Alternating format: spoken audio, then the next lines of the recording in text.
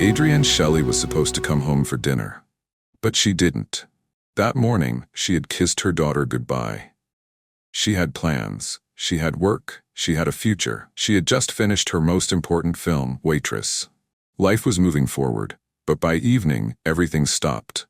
Her husband, Andy, couldn't reach her. She wasn't answering calls, so he went to find her.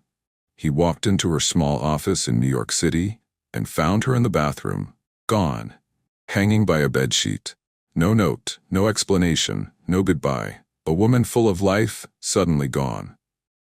At first, police thought it was suicide, but something felt wrong. Her husband didn't believe it. Her friends didn't believe it, and soon the details stopped making sense. A footprint on a toilet lid. Marks that didn't match the story. Someone had been there. Someone knew what really happened. This wasn't just a tragic death. It was a mystery, and the search for truth had only just begun. This is the story of Adrienne Shelley. Welcome to the Crime Series. Before we begin, do us a quick favor. Drop your location and the time you're watching this in the comments. We want to know where you're tuning in from, because these stories matter everywhere. Like this video, subscribe, and turn on notifications so you never miss a case. Born on June 24, 1966 in Queens, Adrienne was the youngest of 3 children in a middle-class Jewish family. Her father, Sheldon Levine, worked as a corporate executive. Her mother, Elaine Langbaum Levine, was a homemaker. The family eventually settled in Jericho, Long Island, where Adrienne spent most of her formative years. Though her childhood was not marked by spectacle, those around her noted early on that she carried something, an unmistakable creative spark. That spark would flicker into life on the stage. By the time she was 10, Adrienne had begun performing at Stage Door Manor, a well-known performing arts training center for young actors nestled in the Catskills. A place known for producing future stars, the theater camp offered her a space to develop confidence and versatility. While others were focused on sports or summer hobbies, Adrienne was memorizing lines, singing cues, and disappearing into roles with startling dedication. The stage became her sanctuary. At Jericho High School, she continued to refine her craft. She wasn't the type to demand attention in a crowded hallway. Rather, she was the kind of student who seemed to be listening carefully, to others, to herself, to the world around her. She absorbed emotion and translated it into expression. Teachers and classmates recalled her as bright, sensitive, and unusually mature for her age. She appeared in school plays and began gaining attention for her grounded performances, always delivered with a subtle intensity beyond her years. In her late teens, Adrienne made her professional stage debut in a summer stock production of Annie. It was a small role in a modest production, but for Adrienne, it marked a transition from aspiration to vocation. She wasn't just experimenting with performance, she was committing to it. She carried that commitment with her into college, enrolling at Boston University's College of Communication, where she majored in film production. It was a practical decision in some ways. She understood that the world behind the camera held just as much power as the one in front of it. As a student, she excelled, known for her quiet brilliance and capacity for visual storytelling. But something tugged at her, a desire to be closer to the heart of the action, to place herself at the intersection of acting and creating. During her junior year, Adrienne made a decision that startled some and inspired others. She dropped out. Not out of failure or frustration, but clarity. She had learned what she needed, and now it was time to act on it. She moved to Manhattan, renting a small apartment, and began her journey in earnest. It didn't take long before the indie world took notice. Her pivotal break came in 1989 when she was cast in Hal Hartley's low-budget but critically celebrated feature film, The Unbelievable Truth. Hartley, who was looking for a lead actress with naturalism and intelligence, found exactly that in Adrienne. The film told the story of a quiet mechanic with a criminal past and a curious, restless teenager drawn to him, played with understated charm by Adrienne Shelley. She was 23 at the time, and yet she seemed to carry the emotional weight of someone twice her age. The success of The Unbelievable Truth led directly to her next major role, again with Hal Hartley in 1990's Trust. This time, Adrienne played a high school dropout navigating a fractured relationship with her parents and a philosophical recluse. Another oddball romance painted in Hartley's minimalist brushstroke. The role showcased Adrienne's quiet magnetism, her ability to blend vulnerability and wit without ever tipping into melodrama. Critics praised her performance as layered, intelligent, and captivating. Both films were screened at the Sundance Film Festival, which was quickly becoming a launch pad for unconventional filmmakers and breakout talents. Adrienne became known as the indie scene's it girl. But unlike others in that orbit, she never seemed interested in glamour or stardom. She wasn't chasing magazine covers or mainstream roles. She was chasing meaning, character, depth. As the 1990s unfolded, the independent film scene in America was experiencing a quiet revolution. It was a cinematic counterculture, driven by lower budgets, unconventional storytelling, and a commitment to authenticity that stood in sharp contrast to Hollywood's blockbuster mentality.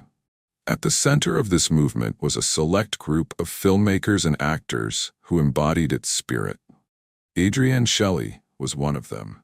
Her work with Hal Hartley had already garnered critical acclaim, but it was the way she continued to navigate her career afterward that solidified her standing.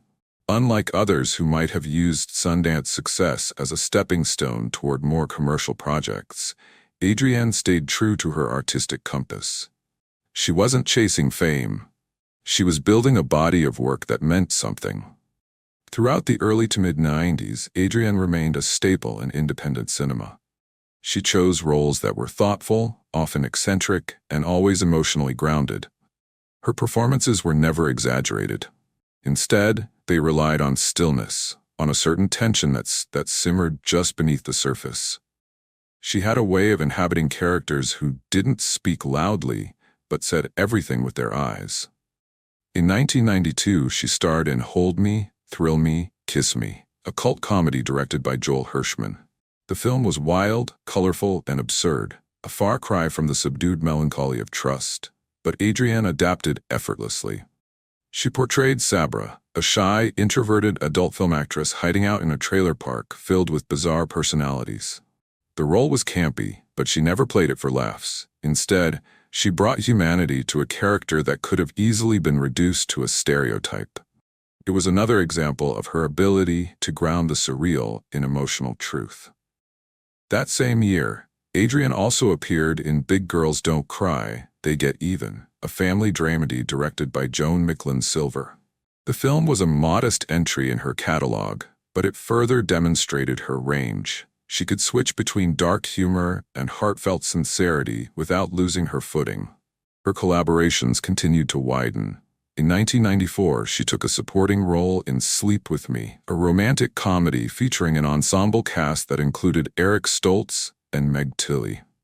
The film, structured around multiple perspectives on a single romantic relationship, was part of a growing trend of character-driven indie projects. Though Adrienne's role was smaller, she left her mark, once again adding dimension to a story rooted in human complexity. Yet it wasn't just the character she played that made her a standout in the independent world. It was the choices she made, not only in scripts but in the directors she worked with, and the creative risks she was willing to take. She wasn't afraid to be unconventional. If anything, she was drawn to it. By the mid-1990s, Adrienne's presence on screen had become instantly recognizable to indie audiences.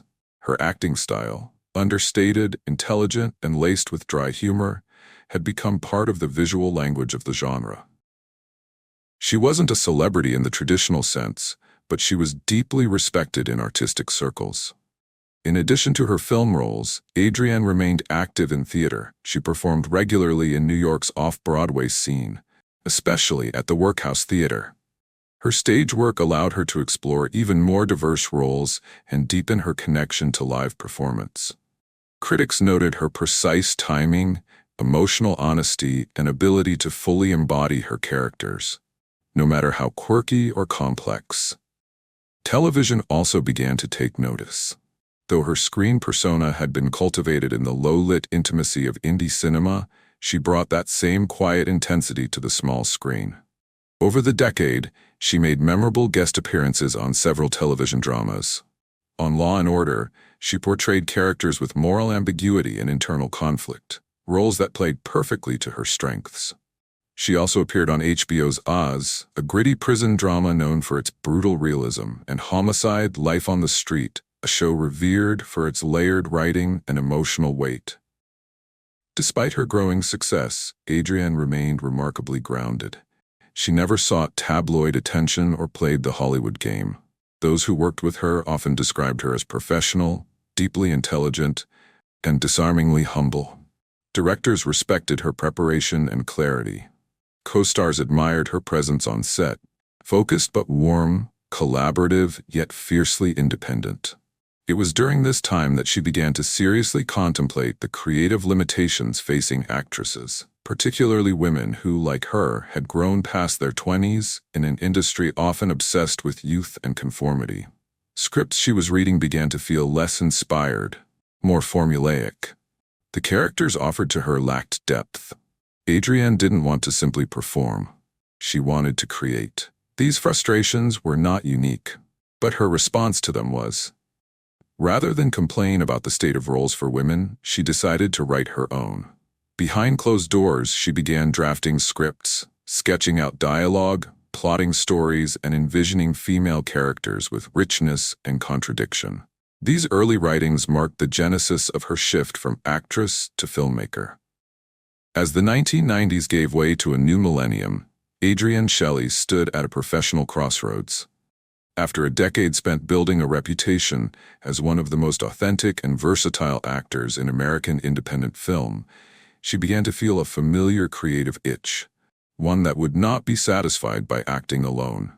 The roles being offered to her had become increasingly limited, often reduced to underwritten love interests or quirky side characters. Adrienne, however, had a voice of her own, and she was ready to use it. Having spent years absorbing the nuances of production, from camera angles to storytelling rhythms, she now turned her attention behind the lens. Writing and directing weren't just new pursuits.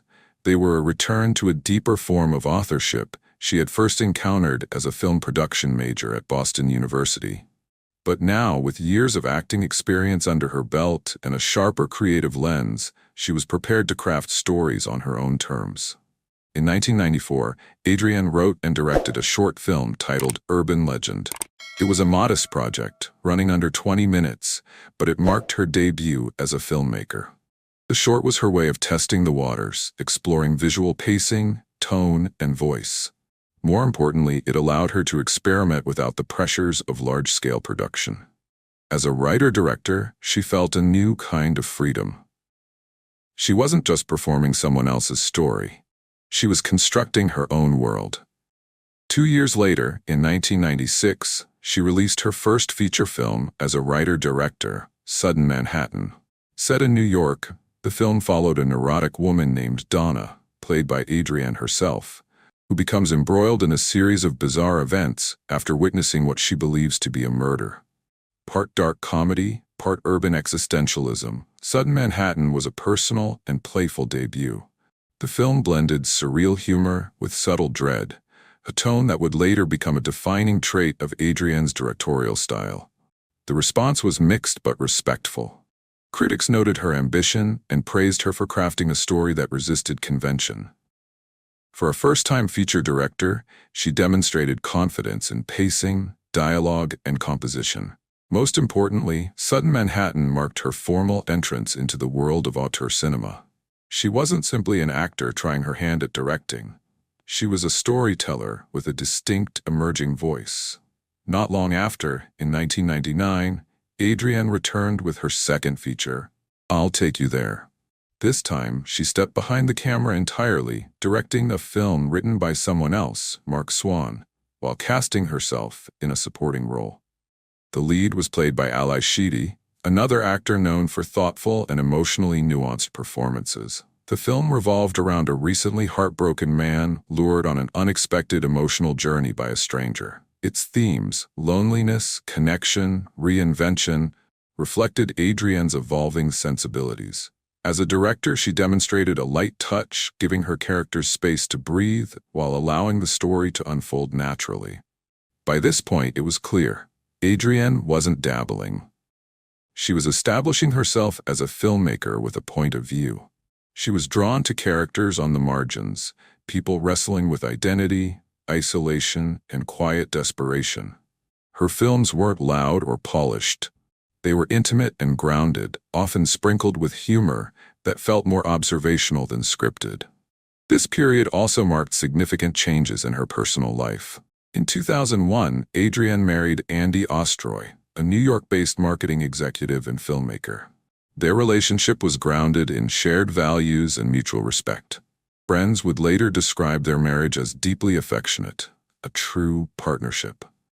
Adrienne, who had always lived with a kind of quiet independence, now found a new sense of stability. She continued to work steadily but at her own pace, choosing projects carefully. In 2003, the couple welcomed their daughter, Sophie. Motherhood profoundly changed Adrienne. It deepened her perspective, sharpened her sense of empathy, and gave her storytelling new emotional dimensions. Balancing the demands of motherhood and artistry wasn't easy, but Adrienne approached it with the same determination she brought to her work.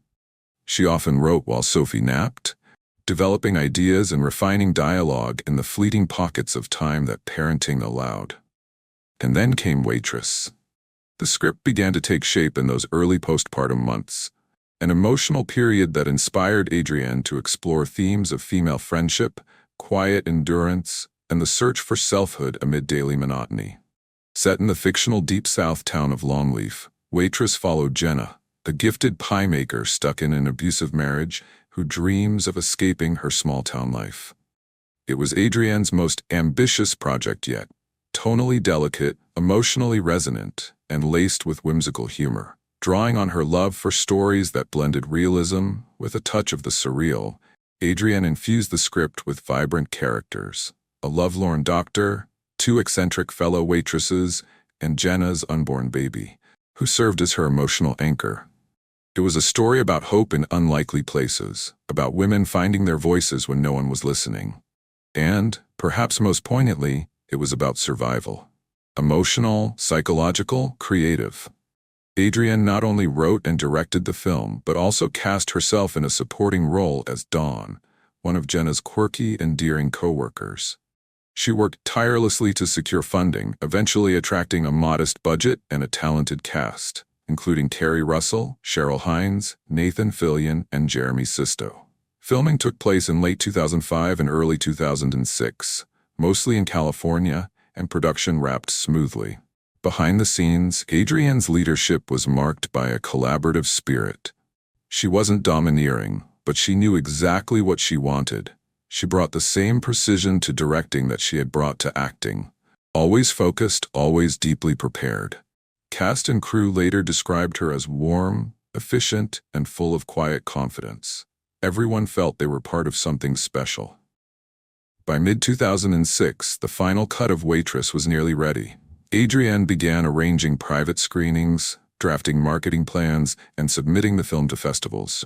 She was proud of what she'd made, perhaps prouder than she'd ever been. What she didn't know was that Waitress had already been accepted at the 2007 Sundance Film Festival, her artistic homecoming of sorts. Tragically, she would never receive the news. If this story has already moved you, please consider subscribing to our channel and turning on notifications. We tell stories that matter, stories that remind us how life, art, and justice often intersect in unexpected ways. Let's continue. On the morning of November 1st, 2006, Adrienne Shelley began her day as she had many times before. Committed, focused, and full of plans. At 40 years old, she was juggling the demands of motherhood and her career with an enviable sense of purpose. Her daughter Sophie was just 3 years old, and Adrienne had made the conscious choice to work closer to home so she could be a more present mother. Her creative projects were flourishing. The independent film Waitress, a heartwarming and quirky tale she wrote, directed, and co-starred in, had recently been completed and was generating quiet industry buzz ahead of its Sundance premiere. That day, she had arranged to meet her husband, Andy Ostroy, for dinner. It was meant to be a typical, uneventful evening, but it never came. By late afternoon, Adrienne had stopped responding to calls. She hadn't returned home. When Andy tried to reach her, there was silence on the other end. No message. No clue. For a woman so connected and consistent in her routines, the sudden lack of contact was deeply troubling. Concerned, Andy began retracing her steps. He knew that she had gone to her office in Manhattan's West Village that day, a modest, converted apartment space on Abingdon Square that she used as a workspace. When she didn't pick up her phone and failed to arrive for dinner, he went to the building himself. He knocked. No answer. Eventually, he persuaded the building's super to let him in. What he discovered would fracture his world permanently. Adrienne was found in the bathroom, hanging by a bedsheet from the shower rod. Her lifeless body painted a horrifying picture that at first glance, to some, suggested suicide. A note was not present, but the positioning and the apparent cause of death prompted immediate assumptions. The initial investigation leaned in that direction, and police on the scene informed Andy that it appeared to be self-inflicted. But Andy was not convinced. He knew his wife. She had no history of depression, no emotional instability, no signs of distress. She had been excited about Waitress, about the future, about their daughter. Everything in her life indicated forward momentum. That disbelief planted the earliest seeds of doubt that would soon unravel the truth. In the hours and days following her death, grief was compounded by confusion. Friends and family members echoed Andy's skepticism. The idea that Adrienne had taken her own life seemed irreconcilable with who she was. She was assertive, optimistic, and intellectually engaged. She had left behind a little girl she adored and a career on the cusp of revival. As pressure mounted for answers, investigators began to revisit the scene with a keener eye. The mood inside the New York Police Department's 6th Precinct had shifted. What had initially seemed like a tragic but straightforward case of self-harm had taken a dramatic turn. With the emergence of critical forensic evidence, most notably the shoe print on the toilet lid and the broken autopsy timeline, the NYPD reclassified the case. Adrienne Shelley had not died by her own hand. She had been killed.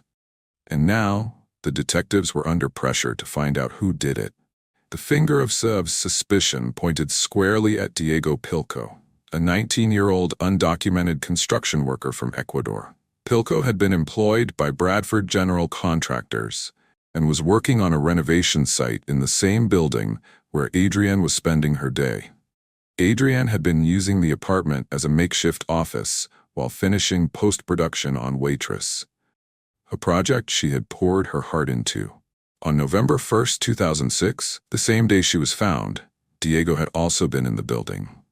When questioned initially, Pilco claimed ignorance. He said he hadn't seen or spoken to Adrienne that day.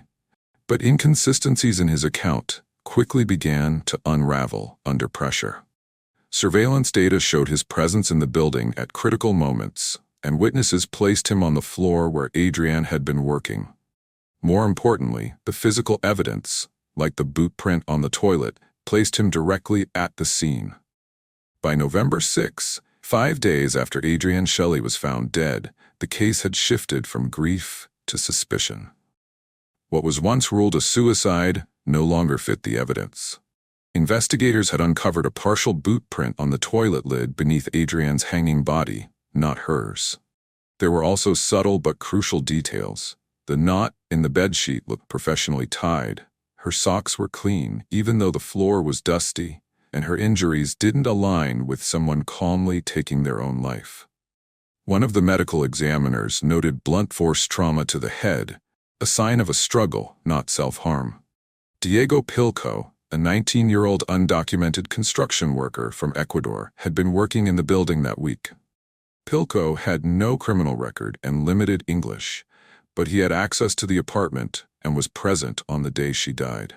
He was questioned early on but claimed he didn't see or hear anything unusual. His answers were simple and consistent. He said he had been working on the lower floor and had not encountered Adrienne at all. But detectives weren't convinced.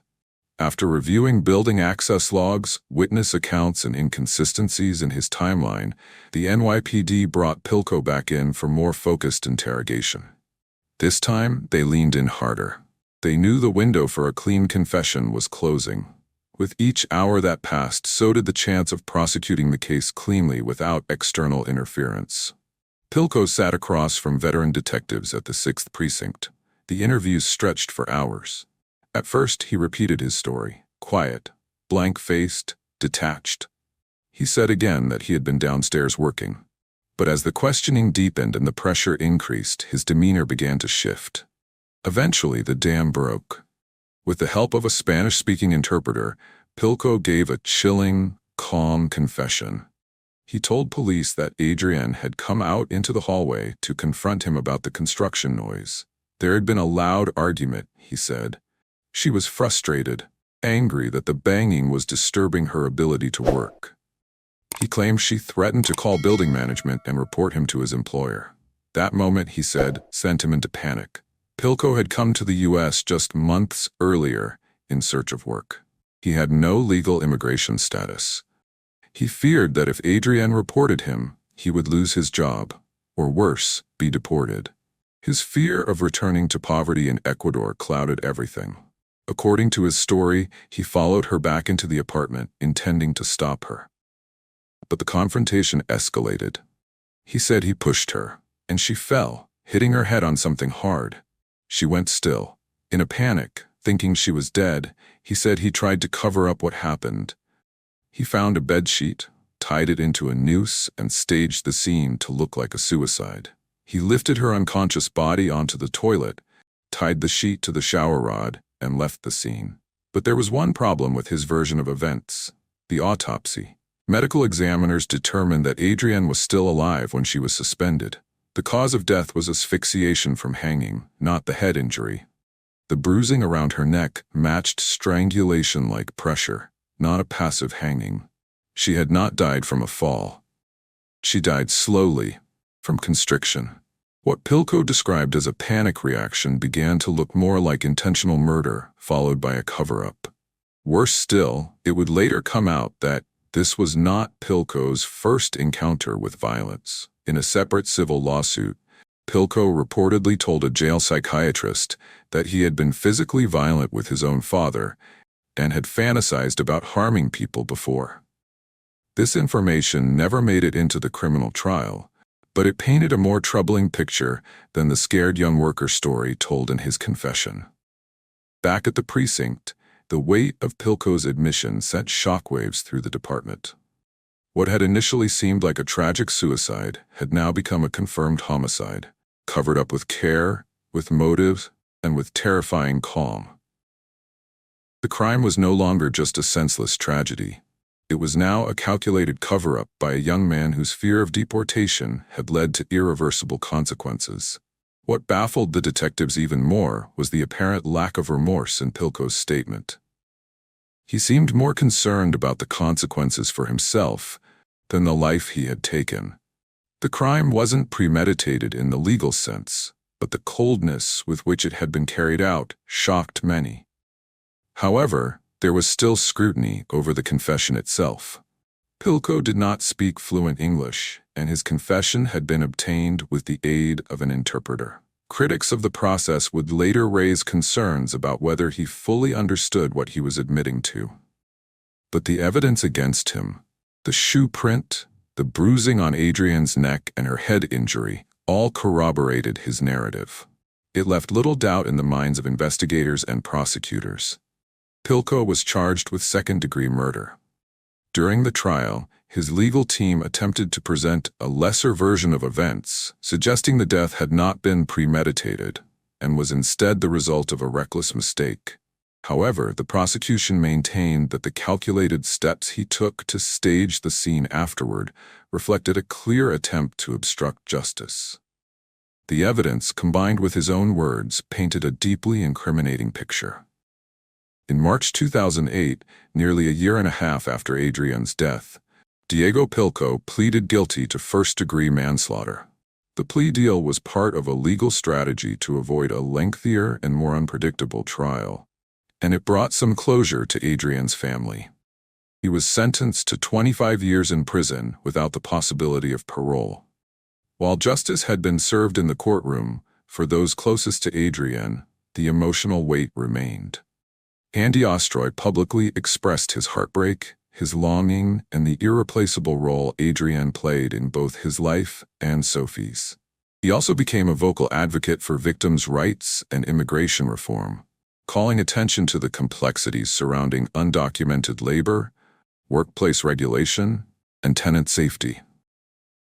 In the weeks following Adrienne Shelley's death, the gravity of her absence was felt deeply, not just by those closest to her, but by the artistic communities that had embraced her talent. As her loved ones struggled to process the horror of what had happened, there was also an outpouring of tributes, an acknowledgement of how profoundly Adrienne had touched lives through her work, and how tragic it was that her story had ended so abruptly. Adrienne's final film, Waitress, which she had written, directed, and co-starred in before her passing, became a symbol of her artistic legacy. The film, a blend of whimsical storytelling and grounded human emotion, told the story of Jenna, a small-town waitress trapped in a difficult marriage who finds solace and hope in baking and unexpected friendships. It was a tale steeped in femininity and emotional honesty, emblematic of Adrienne's ability to craft narratives that were as soulful as they were smart. In January 2007, just over 2 months after her death, Waitress premiered at the Sundance Film Festival. What had once been an indie project developed with limited resources now stood as a testament to a visionary lost far too soon. The film received a standing ovation. Audience members were moved not only by the story on screen, but also by the poignant knowledge that the woman behind it was no longer there to witness its success. Critics praised Waitress for its heartfelt performances and thoughtful storytelling. Kerry Russell, in the lead role, gave a performance filled with quiet strength, and Adrienne's own presence as the character Dawn offered a subtle reminder of her dual talents as writer, director, and actress. The film was later picked up by Fox Searchlight for distribution and opened in theaters in May 2007. It went on to gross over $20 million at the box office, a substantial success for an independent film. More than its commercial value, however, Waitress resonated as an authentic portrayal of female resilience and complexity. As her film found its audience, Adrienne's husband, Andy Ostroy, became a prominent voice for justice and remembrance. He had been deeply involved in seeking accountability for her death and continued his advocacy by establishing the Adrienne Shelley Foundation in 2006. Its mission? To support women filmmakers, writers, and directors, helping others pursue the kind of dreams Adrienne had lived. Over the years, the foundation has awarded scholarships, production grants, and support to a multitude of female artists. Notable recipients have included women whose careers have blossomed through this initiative, paying forward the opportunity Adrienne once carved for herself. Today, Adrienne Shelley's influence continues to ripple across the film industry and beyond. Her foundation remains active, supporting women whose stories might otherwise go untold. Waitress has since toured internationally, with productions staged in London's West End and in cities across the globe. And every time the curtain rises, Adrienne's voice, once silenced too soon, finds new life. Her daughter Sophie, now an adult, carries her mother's memory with a grace that speaks volumes. Though she was only 2 years old at the time of her mother's death, Sophie has grown up surrounded by stories, photographs, and the enduring presence of Adrienne's work. Through her, and through the community that has formed in Adrienne's name, the actress, filmmaker, and advocate lives on. Not as a cautionary tale, but as a beacon of talent, compassion, and creative bravery. In the end, Adrienne Shelley's legacy cannot be confined to a single headline, performance, or film. It lives in the laughter of audiences, the inspiration of young filmmakers, and the unwavering love of those who knew her best. Hers is a story of remarkable beauty, one that refuses to fade even in the face of unimaginable loss. If you believe stories like this should continue to be told, don't forget to like, subscribe, and share this video. Adrian's story deserves to be heard, not as a tragedy alone, but as a legacy.